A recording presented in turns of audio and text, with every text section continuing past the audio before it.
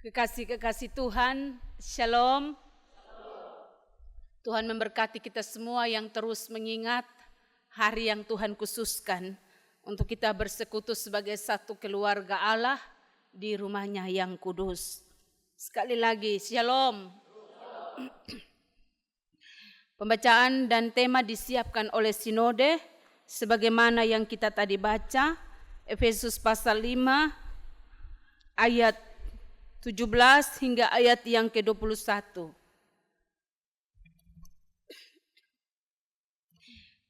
Dalam tema, bernyanyilah dengan segenap hati untuk Tuhan. Bernyanyilah. Ini sebuah ajakan untuk kita semua. Bernyanyi dengan segenap hati untuk Tuhan. Dalam bernyanyi kita memuji Tuhan. Dan bernyanyi adalah milik semua orang. Tidak ada aturan yang melarang setiap kita untuk bernyanyi, untuk memuji Tuhan. Karena itu kita yang masih bisa bersuara, bernyanyilah. Pujilah Tuhan dalam syukur karena kita masih ada di hari yang ke-18 di tahun 2025. Lewat bernyanyi kita mengekspresikan sukacita kita. Tetapi dalam bernyanyi juga tidak saja sebuah ekspresi sukacita, tetapi ada ungkapan hati, permohonan, ungkapan suasana hati, apapun itu yang kita rasakan ketika bergumul dengan situasi hidup ini. Bacaan kita adalah sebuah nyanyian syukur pujian dari Paulus. Oleh karena Allah mendamaikan dunia dengan dirinya. Bacaan kita adalah bagian dari surat yang ditulis oleh Rasul Paulus kepada jemaat di Efesus. Konteks jemaat di Efesus pada waktu itu ada dua komunitas atau dua kelompok yang terdiri dari orang-orang Yahudi dan orang-orang non-Yahudi. Mereka semua sudah mengambil keputusan dan memberi diri untuk percaya kepada Yesus Kristus. Namun mereka dilatar belakangi dengan perbedaan politik, budaya, dan agama masa lalu mereka. Sehingga bagi orang-orang Yahudi, sekalipun mereka sudah percaya Yesus, tetapi mereka mau supaya ritual-ritual keagamaan itu masih mengikuti kebiasaan-kebiasaan mereka yang dipengaruhi dengan ilmu-ilmu kebatinan dan kebiasaan-kebiasaan praktek mereka lainnya. Sedangkan kelompok non-Yahudi, mereka punya kecurigaan yang besar dari segi politik terhadap orang-orang Yahudi. Karena itu sekalipun mereka disebut sebagai satu persekutuan anak-anak Tuhan, tetapi ada perselisihan, ada perpecahan di dalam jemaat, ada saling curiga. Mereka kehilangan kasih yang tulus seorang kepada yang lain. Dan konteks pada saat itu juga jemaat di Efesus walaupun sudah terima Tuhan, mereka hidup dengan hal-hal yang tidak benar.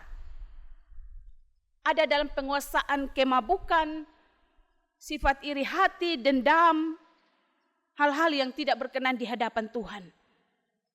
Dan karena itu Rasul Paulus tulis surat kepada jemaat di Efesus. Mau kasih ingat mereka apa yang Tuhan mau untuk kita hidup kalau kita disebut sebagai anak-anak Tuhan. Paulus mau kasih ingat mereka apa yang seharusnya kita lakukan dalam hidup ini kalau kita disebut sebagai anak-anak Tuhan, yang adalah anak-anak terang.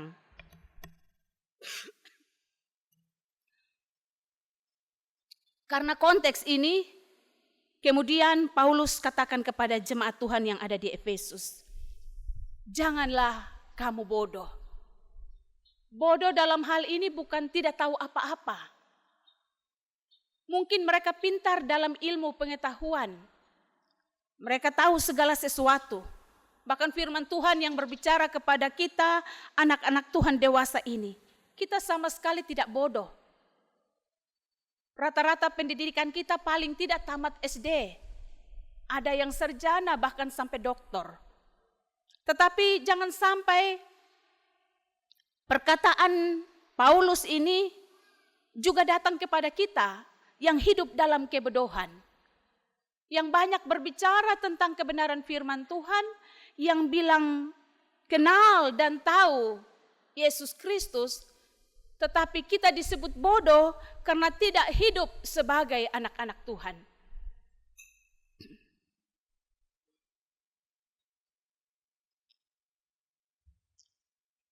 Yang lagi viral itu berita tentang kebakaran di California, Los Angeles. Amerika dikenal dengan negara superpower, adik kuasa. Tetapi tidak mampu memadamkan api yang meluluh lantahkan segala sesuatu yang diandalkan. Ilmu pengetahuan tidak dapat memadamkan api yang merajalela. Kenapa? Karena di dalam Tuhan kita bodoh. Melakukan banyak hal yang kalau kita mau refleksikan dalam iman, maka itu adalah peringatan Tuhan. Mungkin saat ini kepada California, Los Angeles. Dan lewat itu kita diperingatkan untuk jangan lagi hidup dalam kebodohan. Tahu kebenaran firman Tuhan tetapi tidak menghidupinya. Karena itu Paulus bilang, usahakanlah supaya kamu mengerti kebenaran Tuhan. Harus ada waktu yang kita siapkan dengan sengaja untuk cari tahu Tuhan maunya apa supaya kita hidup sebagai anak-anak Tuhan.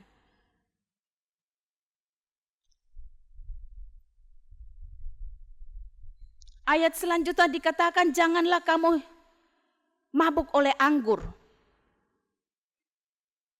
Karena anggur menimbulkan hawa nafsu. Memang, kalau orang minum anggur, biasa dia melakukan hal-hal yang bodoh.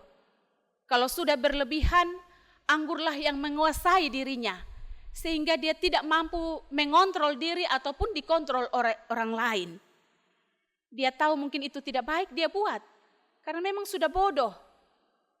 Dikuasai oleh anggur.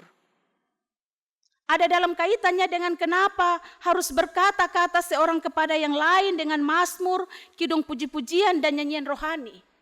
Karena ketika seseorang dikuasai oleh anggur, maka dia tidak dapat lagi mengontrol apa yang dia keluarkan.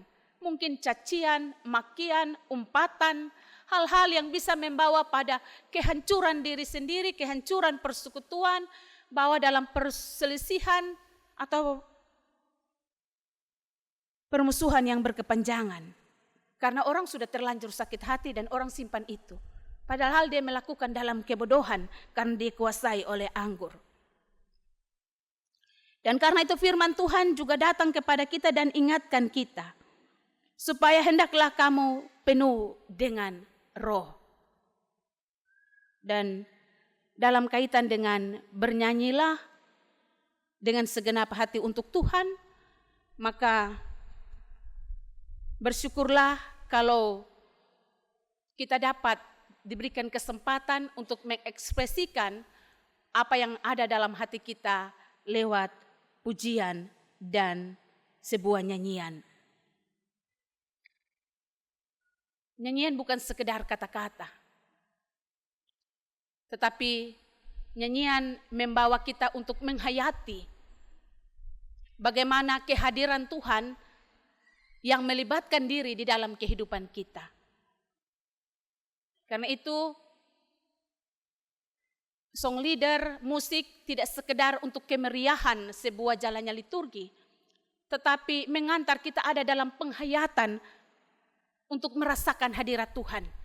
Jadi pujian kita tidak mengundang hadirat Tuhan. Hadirat Tuhan sudah ada. Tetapi bagaimana kita merasakan hadirat Tuhan lewat puji-pujian. Dan karena itu bernyanyi hendaklah dengan hati, tidak saja dengan mulut. Dengan seluruh keberadaan kita untuk membawa kita merasakan bahwa Tuhan ada bagi kita. Tuhan dekat dengan kita. Tuhan bersama-sama dengan kita. Pakai kata-kata untuk memuliakan Tuhan. Pakai kata-kata untuk memuji nama Tuhan. Firman Tuhan mengajak kita untuk berefleksi. Sejauh mana kata-kata yang kita ungkapkan dalam satu hari saja. Kalau terlalu panjang dalam 1 jam saja. Adakah kata-kata yang membawa berkat dan diberkati? Ataukah kata-kata yang membawa kutukan? Atau membuat kita tidak diberkati oleh Tuhan. Karena itu, Paulus mengingatkan kepada kita untuk hidup dipimpin oleh Roh. Roh Tuhan berdiam dalam hati kita. Roh Tuhan menguasai dan mengendalikan seluruh kehidupan kita. Bernyanyilah dan bersoraklah bagi Tuhan dengan segenap hati. Bersyukur kepada Tuhan lewat segala puji-pujian yang kita naikkan. Hal yang berikut, kalau kita mungkin kadang-kadang tidak mau bernyanyi karena bilang suara fals atau jelek dan tidak percaya diri, maka bernyanyilah dengan segenap hati untuk Tuhan lewat sikap hidup kita. Lewat tingkah laku kita. Karena itu pada ayat 21 Paulus ingatkan kepada jemaat di Efesus, rendahkanlah dirimu seorang kepada yang lain di dalam takut akan Tuhan. Sebagaimana anjuran tadi di ayat 17, ayat 18, hidup dalam dan dipenuhi dengan Roh. Hidup sikap yang dipenuhi dengan Roh, buah-buah Roh, jelas itu tertulis di dalam Galatia pasal 5. Bernyanyi memuliakan Tuhan lewat hidup kita. Hidup yang penuh kasih. Hidup yang penuh sukacita. Hidup yang penuh damai sejahtera. Kesabaran, kemurahan, kebaikan, kesetiaan, kelemah lembutan, penguasaan diri. Itu yang Tuhan kehendaki. Hidup tidak lagi dikuasai oleh kedagingan, percabulan, kecemaran, hawa nafsu, penyembahan berhala, sihir, perseteruan, perselisihan, iri hati, amarah, kepentingan diri sendiri, percideraan, roh pemecah, dengki, kemabukan, pesta pora. Firman Tuhan datang kepada saya dan Bapak Mama untuk berkaca. Kita tidak menjadi hakim satu dengan yang lain, karena tidak satu pun yang sempurna. Tetapi kita dituntut untuk usahakan. Ada perjuangan untuk melawan kedagingan itu. Dan berjuang untuk melakukan apa yang Tuhan kehendaki. Berjuang supaya hidup dipenuhi dengan Roh. Dan menghasilkan buah-buah Roh yang tadi saya bacakan dari Galatia pasal 5 ayat 22 sampai 23 itu. Ini yang Tuhan mau kita buat dalam hari-hari yang Tuhan masih izinkan kita jalani. Teruslah bernyanyi dengan segenap hati untuk Tuhan. Tuhan memberkati kita dengan firman-Nya. Amin.